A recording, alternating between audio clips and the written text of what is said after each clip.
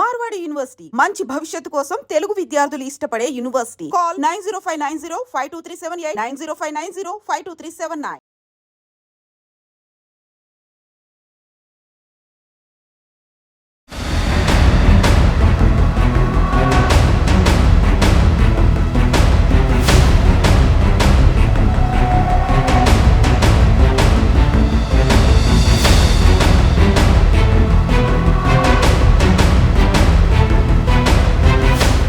Welcome to I dream.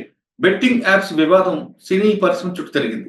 సినీ ప్రముఖుల్లో 7గురితో పాటు 18 మంది యూట్యూబర్లపై Miyapur police station లో కేసు నమోదైంది.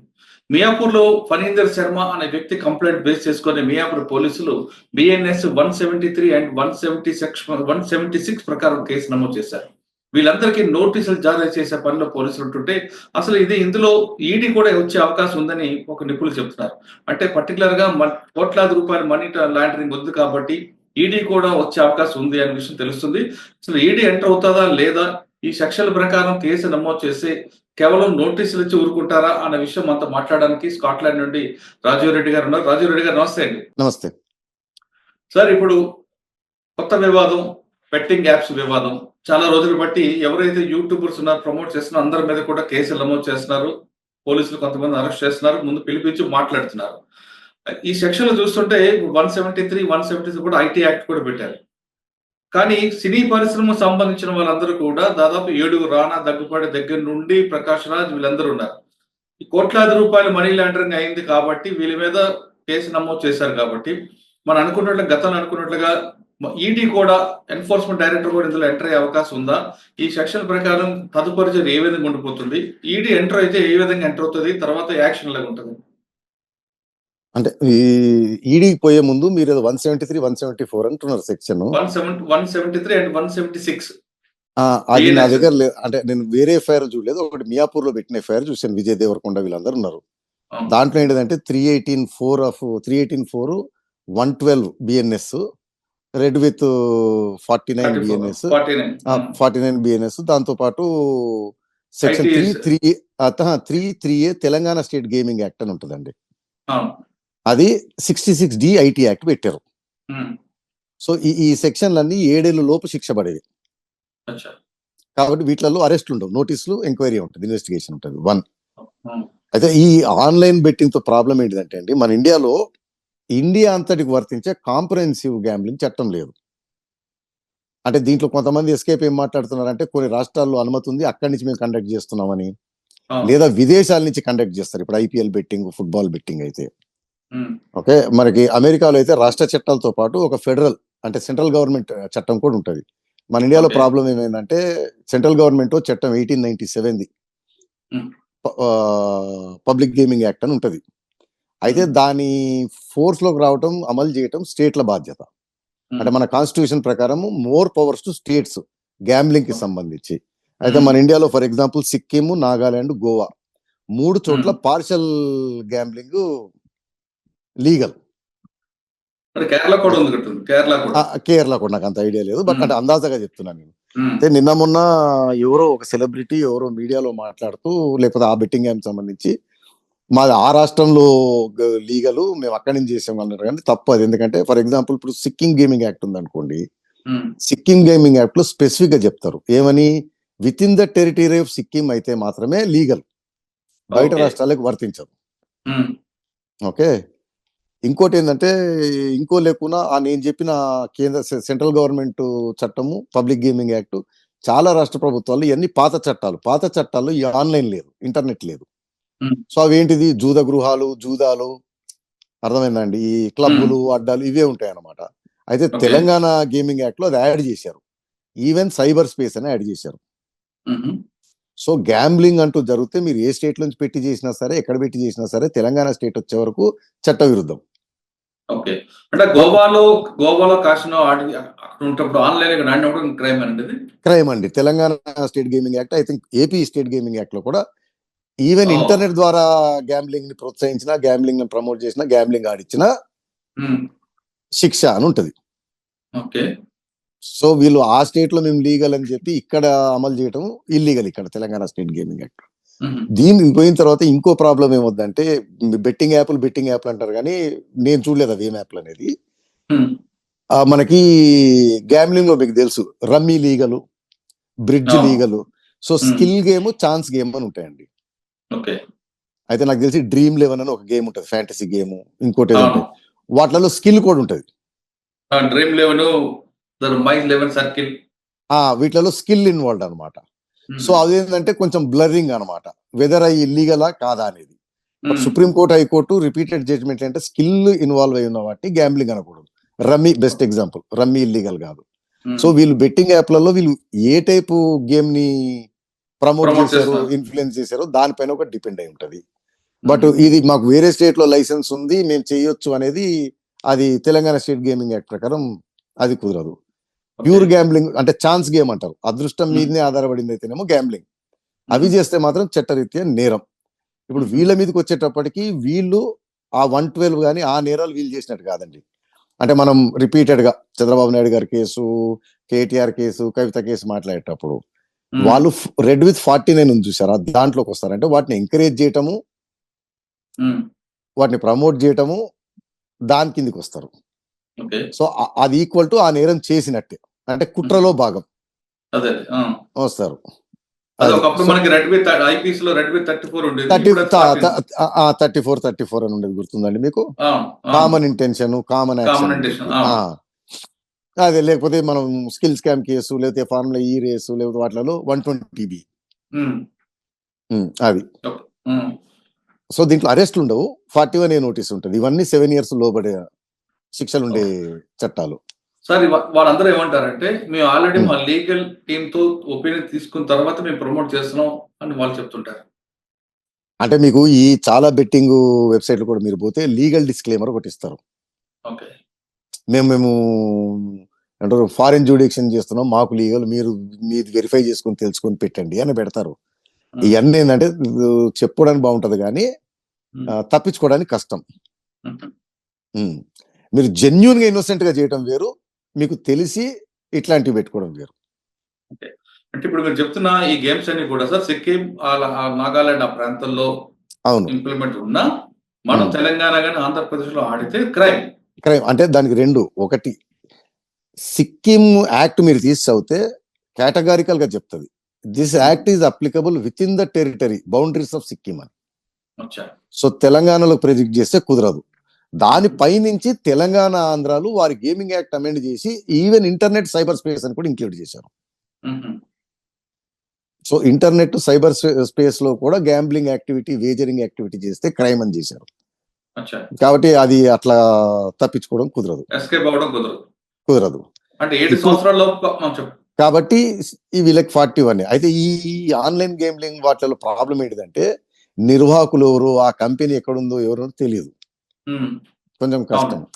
కాకపోతే ఇక్కడ దొరికిన వాళ్ళు ఉంటే వాళ్ళ మీద చర్యలు తీసుకోవచ్చు. ఈ సెలబ్రిటీస్ వరకు వచ్చే వరకు ఏమంటారు, వీళ్ళు ఇంటెన్షనల్ గా తెలిసి ఇది గ్యాంబ్లింగ్, తప్పు చేస్తున్నామని తెలిసి చేశారా లేదా అనేది కౌంట్ లోకి వస్తుంది.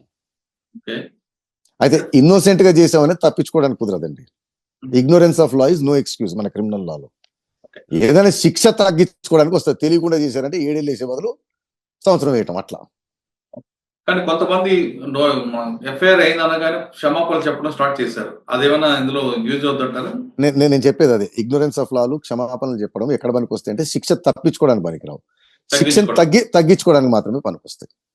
అంటే వాటిలో కొన్నిసార్లు ఆప్షన్ ఉంటది, 7 ఏళ్ల జైలు శిక్ష అప్ టు 7 ఏళ్ళు అంటారండి. 7 ఏళ్ళు అంటే మన జనరల్ గా అందరు తెలియాల్సింది అంటే క్రిమినల్ లాలో ఫిక్స్డ్ గా చెప్పారు శిక్ష అనేది, మేజిస్ట్రేట్లకి డిస్క్రిషన్ ఇస్తారు. 3 సంవత్సరాలు జైలు శిక్ష అంటే 3 ఖచ్చితంగా వేయను కాదు, 3 సంవత్సరాల వరకు 3 గంటలు వేయచ్చు, 3 నిమిషాలు వేయచ్చు, 3 నెలలు వేయచ్చు, సంవత్సరం వేయచ్చు అట్లా. సో అది తగ్గించుకోవడానికి. రెండోది వీటిలో ఏముంటదంటే జైలు శిక్ష ఆర్ ఫైన్ అని ఉంటుంది. సో అందులో తగ్గించుకోవచ్చు. ఇట్లాంటిది ఏమంటే జైలు శిక్ష బదులు 1,00,000 రూపాయలు ఫైన్ కట్టిపో, 50,000, 5,000 ఫైన్ కట్టిపోండి అని పనికి వస్తుంది. ఓకే సార్, ఇప్పుడు మీరు చెప్తున్నట్లుగా 7 సంవత్సరాల లోపం వచ్చే శిక్ష కాబట్టి నోటీస్ ఇచ్చి పంపిస్తారు. అది తర్వాత ఛార్జ్ షీట్ ఇవ్వడం, అందులో శిక్ష పడతాదా లేదా ఫైన్ వేస్తారని కోర్టు నిర్మిది ఉంటుంది.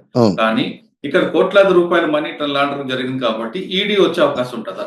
నేను మీకు మళ్ళీ చెప్పాను, ఈడీ జ్యూరిడిక్షన్ ట్రిగర్ అయ్యేది ఒక క్రైమ్ ఎఫ్ఐఆర్ బుక్ అవుతాయి అవును. బై ఎనీ Crime ఏజెన్సీ, ఇప్పుడు ఏసీబీ కానీ, సిబిఐ కానీ, లోకల్ పోలీస్ కానీ, ఈవెన్ జిఎస్టి కానీ, ఒక నేరం జరిగినట్టు ఒక క్రైమ్ ఎఫ్ఐఆర్ ఎక్కడైనా రిజిస్టర్ జరిగితే ఆ ఎఫ్ఐఆర్ లో ఈడీకి షెడ్యూల్డ్ అఫెన్సెస్ ఉంటాయండి, ఓకే. సెక్షన్లు, ఏ చట్టంలో ఏ సెక్షన్. సపోజ్ చీటింగ్ ఉంది 420, ఇప్పుడు ఐ థింక్ 318 బిఎన్ఎస్. ఇవి ద మూమెంట్ ఎఫ్ఐఆర్ రిజిస్టర్ ఆ సెక్షన్ల కింద కాగానే ఈడీకి జ్యూరిడిక్షన్ ఆటోమేటిక్ ట్రిగర్ అన్నమాట. సో దీంట్లో ఈ సెక్షన్లు 2 ఈడీ షెడ్యూల్డ్ అఫెన్స్లు. అంటే ఈడీకి ఇన్విటేషన్ ఇచ్చట్లే. సో జ్యూరిడిక్షన్ స్టార్ట్ అయిపోయింది ఈడీకి. అయితే దీంట్లో ఏంటిదంటే ఈడీ చూసేది ఓన్లీ, మీకు మళ్ళీ రిపీట్ వినే వాళ్ళకి తెలవడం కోసం, నేరంతో సంబంధం లేదు. నేరం ద్వారా జనరేట్ చేసిన డబ్బు, ఆ డబ్బు ఎక్కడ పోయింది, ఎక్కడ వాడారు, వైట్ చేశారు, లేయరింగ్ ఇదంతా చేస్తారు, వైట్ చేయటం, ఆస్తులు గుణం చేశారు, వాటిని పట్టుకొని లాక్కొని రావటం. సో ఇప్పుడు ఈ గ్యాంబ్లింగ్ ద్వారా డబ్బు రైజ్ చేశారు అనుకోండి, డెఫినెట్ గా డబ్బులు ఉన్నాయి దీంట్లో. సో అవి ఏ ఖాతాలోకి వెళ్ళినాయి, ఆ ఖాతాలు ఎవరికి చేరినాయి, అక్కడి నుంచి ఎక్కడ పోయినాయి అనేది ఇది ఈడీ ఇన్వెస్టిగేషన్ లో భాగం. దీంట్లో ఈ సెలబ్రిటీస్ కూడా పేమెంట్లు చేసి ఉంటారు. సో వాటిని కూడా ప్రొసీడ్స్ ఆఫ్ క్రైమే. నేరం జరుగుతుంది, ఆ నేరాన్ని వీళ్ళు ఇన్ఫ్లుయెన్స్ చేయడమో ప్రమోట్ చేయడమో చేశారు, దానికి వచ్చింది కాబట్టి అది కూడా ప్రొసీడ్ ఆఫ్ క్రైమ్ కిందనే లెక్క వస్తుంది. ఆ డబ్బులు కూడా జప్తు చేస్తారు, వాళ్ళ మీద కూడా కేసులు పెట్టవచ్చు, వారిని కూడా అరెస్ట్ చేయొచ్చు. అంటే ఇప్పుడు మీరు చెప్తున్నట్లుగా బిఎన్ఎస్ఎస్ కన్నా ఈడీతోనే ఎక్కువ టార్గెట్. ఈడీ ఎప్పుడు నేను చెప్పాను కదండి, ఫైనాన్షియల్ మూలాలు ఒకటి దెబ్బ కొట్టేది, అది చాలా డేంజరస్. డబ్బులు ఉంటే మన దేశంలో అందరు చెప్తారు ఏదైనా మేనేజ్ చేసి ఏదైనా నడిపిస్తామని. అంటే అందరూ బావని ఏం చేస్తే మేనేజ్ చేస్తాం, జడ్జిని మేనేజ్ చేస్తాం, పీపీని మేనేజ్ చేస్తాం, అన్ని చేస్తాం అనుకుంటుంటారు. మీ డబ్బులే ఫ్రీజ్ అయినాయి అనుకోండి, ఏం చేయలేరు, ఆ ప్రమాదం. రెండోది ఈడీకి నేను చెప్పాను కదా, వారి ఇన్వెస్టిగేషన్ లో పోలీస్ కంటే ఎక్కువ పవర్స్ ఉంటాయి. అంటే 50 ఏ స్టేట్మెంట్ అయినా 50 కింద రికార్డ్ చేయాల్సింది. సపోజ్ ఇందులో సెలబ్రిటీని పిలిచారు, నీకు ఎంత డబ్బులు వచ్చినాయి, ఎక్కడ పోయినా అంటే అతను ఇచ్చే స్టేట్మెంట్ 50 కింద రికార్డ్ చేస్తారు, అది అడ్మిసబుల్ ఎవిడెన్స్ అనమాట. సార్ ఫైనల్ గా చెప్పండి, ఇందులోంచి ఇప్పుడు సెలబ్రిటీస్ ఎస్కేప్ అవ్వాలంటే ఏం చేయాలి? అంటే వాళ్ళు ఇన్నోసెంట్ గా మాకు అసలు గ్యాంబ్లింగ్ అనేది తెలియదు, ఇది లేకపోతే స్కిల్ గేమ్ ప్రమోట్ చేసామని అట్లాంటివి తప్పిస్తే ఎస్కేప్ కాలేరు. అంటే ఏదైనా సెక్షన్ తగ్గించుకోవడం అవుతుంది తప్ప తప్పించుకోవడం అవుతుంది. అంటే ఇప్పుడు మన దేశంలో ఆ చార్జ్ షీట్లు పడి ట్రయల్ ఎప్పుడు జరుగుతాయో మనకు తెలియదు. ప్రస్తుతానికైతే అరెస్ట్ భయం లేదు. అంటే ముందైతే మన దగ్గర ప్రొసీజర్ పనిష్మెంట్ ఉంటుంది కదా. అంటే ఇప్పుడు దీనికి 41 ఉంది కాబట్టి అది లేదు, లేదా పోలీసు వారు ఈ కేసులో కానీ నెక్స్ట్ కేసులో ఈ మధ్యన మనం ఆంధ్రాలో చూస్తున్నాం 111 బిఎన్ఎస్ఎస్ తీసుకున్నాడు, ఆర్గనైజ్డ్ క్రైమ్ అని. అయితే దాంట్లో తప్పేంటిదంటే మళ్ళీ నేను చెప్తున్నానండి, ఆర్గనైజ్డ్ క్రైమ్ లో సైబర్ నేరం కూడా ఉంది. సైబర్ నేరం అంటే ఆర్థిక నేరం. నేను సోషల్ మీడియాలో పోస్ట్ పెడితే మీ మనోభావం దెబ్బతిండము, ఇంకోటికి ఆనందం చేయటము క్రైమే, కానీ ఆర్థిక నేరం కాదు. అయితే ఈ బెట్టింగ్ గ్యాంబ్లింగ్ వచ్చేటప్పటికి ఆర్థిక నేరం ఉంది కదా. సో ఏదైనా 111 పెట్టారు అనుకోండి, అప్పుడు నోటీస్ అవసరం లేదు, అరెస్ట్ చేసుకోవచ్చు. చేతిలో కూడా 111 పెట్టే అవకాశం ఉందంటారా? సోషల్ మీడియాలో నేను ఎవరు నన్ను అని చెప్పి 111 పెడుతుంటే ఇది నిజంగా ఆర్థిక నేరం. అందరిగా పోలీసు వారికి కూడా ఈ మెసేజ్ చేస్తున్నారు, 111 ఆర్గనైజ్డ్ క్రైమ్ లో మర్డరు, కిడ్నాప్ తో పాటు సైబర్ నేరం అని ఉంటది. సైబర్ నేరం అంటే మనోభావాలు దెబ్బతినే నేరం కాదు, ఆర్థిక నేరం ఉండాలి. అంటే ఆ సైబర్ నేరం చేసిన అతనికి ఆర్థిక లబ్ధి ఉండాలి. ఆర్థిక లబ్ధి అంటే మళ్ళీ నేను పోస్టులు పెడుతుంటే నాకు ఎవరైనా ఇచ్చారనుకోండి, సపోజ్ యూట్యూబ్ వాడు ఇస్తాడు, లేదా మీరు పార్టీకో సంస్థకు చెందిన వాళ్ళు నాతో పోస్టులు పెట్టించుకొని నాకు ఏదైనా జీతము ఏదైనా ఇస్తారనుకోండి, అదే ఆర్థిక నేరం కాదు. ఆర్థిక నేరం చేసి ఆ నేరం ద్వారా జనరేట్ అయిన డబ్బు, అది ఆర్థిక నేరం. అప్పుడు 111. ఇప్పుడు మియాపూర్ కేసులో 111 కూడా పెట్టే అవకాశం ఉందంటారా, ఛాన్స్ ఉందంటారా? చెప్పేది అదేనండి, సోషల్ మీడియాకి పెట్టినప్పుడు ఇది ప్యూర్ ఆర్థిక నేరం. ఇది మరి ఎందుకు పెట్టలేదంటారు ఇందులో? యాక్చువల్ గా లేదండి, ఓకే, బట్ పెట్టాలనుకుంటే పెట్టవచ్చు, ఛాన్స్ ఉంది. అది పెట్టకుండా 112 పెట్టారు. అంటే మాకు ఆర్గనైజ్డ్ క్రైమ్ 2 ఉంటాయి. ఒకటి మేజర్ క్రైమ్ అంటే murder, kidnap including cyber crimes, ఆర్థిక నేరాలు. రెండో ఆర్గనైజ్ క్రైమ్ 112 బిఎన్ఎస్. అది పెట్టి ఆర్గనైజ్ క్రైమ్ అంటే పిక్ పాకెట్, బైకుల చోరీ, కారులో మీరు పర్సు కానీ ఏదైనా పెట్టిపోతే అవి కొట్టేయటము. దీంట్లో మన పోలీసు వారు ఏం చేశారంటే 111 పెట్టకుండా 112 పెట్టారు. అది 3 ఏళ్ల శిక్షే. ఎందుకు అలా పెట్టి ఉండొచ్చు అండి? అది మరి పోలీసు వారి సెక్షన్. ఆర్గనైజ్ క్రైమ్ అంటూ ఇందులో జరిగితే ఇందులో సైబర్ ఆర్థిక నేరం జరిగింది, లక్షల కోట్లలో జరిగింది కాబట్టి 111 వస్తుంది. 112 కాదు. 112 పెట్టి థెఫ్ట్. మీరు గ్రూప్ గా ఏర్పడి బస్ స్టాండ్లలో, రైల్వే స్టేషన్లలో పిక్ పాకెట్ చేస్తున్నారు అనుకోండి, ఆపున్న బైకులు చోరీ చేస్తున్నారు అనుకోండి, కార్లు పెట్టిన సామాను కొట్టేస్తున్నారు అనుకోండి, అది 112. అంటే మన దేశంలో విచిత్రం ఏంటంటే సోషల్ మీడియా పోస్టింగ్ ఏం అప్లికబుల్ కాని దానికి 111 బిఎన్ఎస్ పెడతారు. ఆన్లైన్ గ్యాంబ్లింగ్, బెట్టింగ్, కోట్లలో జరిగిన వ్యవహారానికి పెట్టి ఆర్గనైజ్ క్రైమ్ పెట్టారు. పెట్టి అంటే చిల్లర నేరం. ఇంటర్వ్యూ చూస్తున్న వాళ్ళు గూగుల్ కొట్టి చూడొచ్చండి. 1112 పెట్టి అని ఉంటది. మీరు పెట్టి మీనింగ్ అని కొట్టండి, చిల్లర నేరం. మొత్తమే తీసుకుంటే ఈ కేసులో ఖచ్చితంగా శిక్ష నుంచి తప్పించుకోవడం అనేది కుదరదు, కానీ శిక్షను తగ్గించుకోవచ్చు అంటున్నారు రాజీవ్ రెడ్డి గారు. అంటే తెలియక చేసామంటూ వీళ్ళందరూ కూడా కొంతమంది సెలబ్రిటీస్ సెల్ఫీ వీడియో పెడుతున్నారు కాబట్టి ఫర్దర్ గా చార్జ్ షీట్ వేసిన తర్వాత కోర్టుకు వచ్చినప్పుడు ఇందులో తప్పు చేశారు కాబట్టి శిక్షను తగ్గించవచ్చు లేదా ఫైన్ అయితే తగ్గించుకోవచ్చు, అంతేగాని పూర్తిగా ఎస్కేప్ అవడం ఇంపాసిబుల్ అంటూ రాజీవ్ రెడ్డి గారు చెప్తున్నారు. అంటే చార్జ్ షీట్ అంటూ వేస్తే, ట్రయల్ అంటూ జరిగితే అంతవరకు ప్రొసీజర్ పనిష్మెంట్ మాత్రమే ఉంటది. ప్రొసీజర్ పనిష్మెంట్ కూడా కాదండి. మీరు దీంట్లో ప్రొసీజర్ పనిష్మెంట్ కాదు, మీరు అర్థం చేసుకోవట్లేదు. లాటిన్ లో పాన్ అండ్ సెట్ సర్కన్సెస్ అంటారు అనమాట. అంటే రోమ్ అనేది వెనకటికి రోమ్ సామ్రాజ్యం ఉండేది కదండి. రోమ్ సామ్రాజ్యము వాజ్ రిపబ్లిక్, ప్రజాస్వామ్యం. ఆ ప్రజాస్వామ్యంలో మెల్లమెల్లగా అధికారంలో ఉన్న వాళ్ళు ఏం చేశారంటే నియంతలే రాజులయ్యారు అనమాట. డిక్టేటర్షిప్ చేశారు. అది చేయడానికి వారు వాడిన టెక్నిక్ ఏంటిదంటే బ్రెడ్ అండ్ సర్కసెస్ అంటారు అనమాట. బ్రెడ్ పంచి అంటే ఉచితంగా పథకాలు పంచి జనాల్ని రంజింపజేస్తూ, ఒట్టి ఉచితాలు పంచితే జనాలు డైవర్ట్ గారు తిని మళ్ళీ ఏం జరుగుతుంది. అందుకని వాళ్ళకి డైవర్షన్ కోసం సర్కస్ కావాలి. మీకు గ్లాడియేటర్ సినిమా గుర్తుండే ఉంటది. గ్లాడియేటర్ లో ఆ కత్తి యుద్ధాలు ఎందుకు పెడతారంటే జనం అంతా చూసి మైమరిచిపోతుంటారు అనమాట. మనకు నియంతృత్వం జరుగుతుంది, మన దేశాన్ని దోచుకుంటున్నారు వేలే వాళ్ళని. అట్లా మన దగ్గర ఎకానమీ ఏమైంది, ఉద్యోగాలు ఏమైంది, అదేమైంది, ఇదేది మనకు సంబంధం లేదనమాట. రామ్ గోపాల్ వర్మ, పోసాని కృష్ణమురళి, శ్రీరెడ్డి, ఇప్పుడు విజయ్ దేవరకొండ, అంటే మెయిన్ మీడియా, సోషల్ మీడియా, జనం కూడా. అదే నిన్న ఈ రోజు బడ్జెట్ ఏదో వచ్చినట్టుంది, తెలంగాణ బడ్జెట్. మనకు వెస్టర్న్ కంట్రీస్ ఏదైనా బడ్జెట్ పైన చర్చ ఉంటది. ఏ ఊరు పోయినా, ఏ బార్లో చూసినా, ఏ చిట్టు కింద చూసినా బడ్జెట్. మీడియా అంతా కూడా బడ్జెట్ ని డైసెక్షన్ చేస్తుంది అనమాట, చించి చెండాడతారు. మన దగ్గర అవన్నీ పోయినాయి. కానీ ఇప్పుడు విజయ్ దేవరకొండ చెప్పేది అదే మీకు. లాస్ట్ అన్ని ఇంటర్వ్యూలు చెప్తున్నా, ఒక టాపిక్ అయిపోగానే రెండో టాపిక్ వస్తుంది, రెండో టాపిక్ అయిపోయిన మూడో టాపిక్ వస్తుంది. ఇవన్నీ ఏంటంటే జనం కూడా అసలుది వదిలిపెట్టి ఇది చూడడం, విజయ్ దేవరకొండ అరెస్ట్ చేస్తారా లేదా, ఆవిడ శ్యామల అనుకుంటా ఒక సెక్షన్ మీడియా అయితే అసలు శ్యామల పైనే తిరుగుతూ ఉంది. తక్కువ అని. సరే, ఇప్పుడు మనకు కావాల్సింది మన దేశంలో విజయ్ దేవరకొండ అరెస్ట్ అయితే ఏం వచ్చేది, శ్యామల అరెస్ట్ అయితే వచ్చేది, బడ్జెట్ ఏమైంది, మన దేశం పరిస్థితి ఏంది, మన రాష్ట్రం పరిస్థితి ఏంది అనేది పోయింది. సో ఇవి కూడా నాకు తెలిసి చార్జ్ షీట్లు గిరిషీట్లు పోవు. కానీ ఇప్పుడు 3 రోజులు 4 రోజులు మీడియా న్యూస్ సైకిల్ రన్ చేయాలి. మళ్ళీ కొత్త టాపిక్ వచ్చేంత వరకు న్యూస్ సైకిల్ రన్ చేయాలి.